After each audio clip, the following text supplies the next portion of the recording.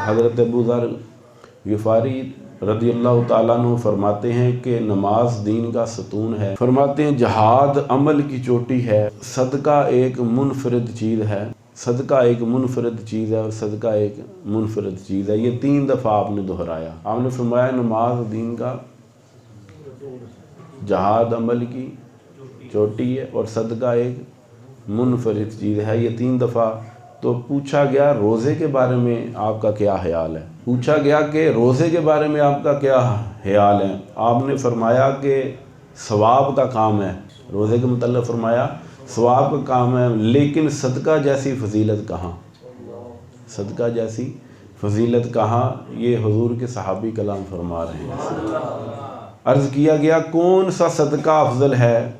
آپ نے ارشاد فرمایا جو زیادہ سے زیادہ ہو، زیادہ سے زیادہ ہو۔ پھر آپ نے آیہ مبارکہ تلاوت فرمائی جس کا ترجمہ ہے ہرگز نہ پا سکو گے تم کامل نیکی جب تک نہ خرچ کرو راہ خدا میں ان چیزوں سے جن کو تم عزیز رکھتے ہو۔ یہاں سے یہ بھی پتہ چلا کہ اللہ کی راہ میں وہ چیزیں خرچ کرنی چاہیے جو ہمیں عزیز ہیں، جو ہمیں پسند ہیں۔ اور یہاں پر ایک عملی مثال بھی جو ہے وہ آپ دیکھ سکتے ہیں کہ جب اللہ کی راہ میں کوئی نوٹ دینا ہو، 100 کے 2 نوٹ ہوں، ایک نیا اور ایک پرانا۔ عموماً مسجد میں پرانا جاتا ہے، فقیروں کے پاس پرانا جاتا ہے، ایک ہی اہمیت کے وہ 2 حامل نوٹ ہوتے ہیں۔ اور کیوں ہم یہ کرتے ہیں کہ اللہ کی راہ میں وہ پھٹا میلا دے دیتے ہیں، حالانکہ بعد میں وہی 100 کا نوٹ بچہ لے جائے گا یا کسی اور کام میں وہ بھی لگ ہی جانا ہے۔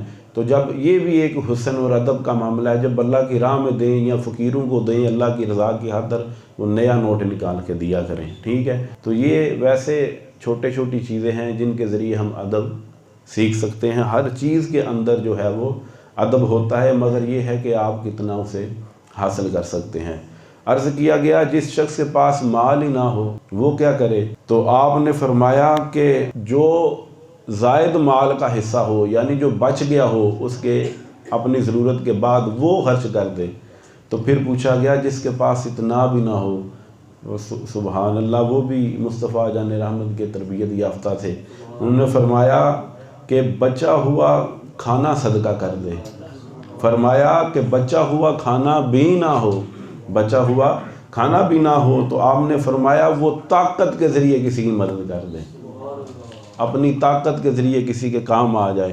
مثلا آج دنیا طرح کی پریشانیاں یا عملیات سے ہٹ کے بھی ہم دیکھ لیں کہ کوئی بندہ کسی کے کام آ بھی سکتا ہے نا، تو وہ آتا نہیں۔ اس لیے مومن وہی ہوتا ہے جو ایک دوسرے کے درد کو محسوس کرے اور ان کی اذیت کو محسوس کرنے والا جو دل رکھے اس کو ہی مومن کہتے ہیں۔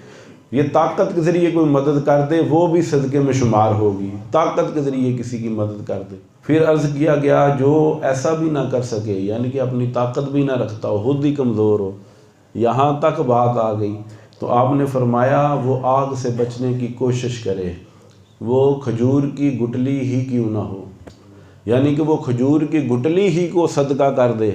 ایک کھجور کو ہی آپ صدقہ کر دیں، اس کی گٹلی ہی کو صدقہ کر دیں، وہ بھی آگ کو بجھا دے گی، ٹھیک ہے؟ اور پھر پوچھا گیا جو کھجور کی گٹلی بھی نہ صدقہ کر سکے تو آپ نے فرمایا کہ وہ خود پر قابو رکھے، یعنی کہ وہ کسی پر ظلم نہ کرے، وہ کسی پر ظلم نہ کرے۔ جب یہ درجہ آ جائے گا تو یہ یقیناً کتنے درجات سے بات شروع ہوئی کہ سب سے پہلے اپنے مال سے دے، نہیں دے سکتا تو بچے ہوئے سے دے، پھر کھانا دے، پھر اس کے بعد یہ ہے اپنی طاقت سے کسی کی مدد کرے، نہیں کر سکتا وہ کھجور کی گٹلی ہی سے کسی کی مدد کرے، نہیں کر سکتا وہ کم از کم پھر کسی کو نقصان نہ پہنچائے، اپنی زبان سے، اپنے قول سے، اپنے فعل سے کسی کو اذیت نہ پہنچائے۔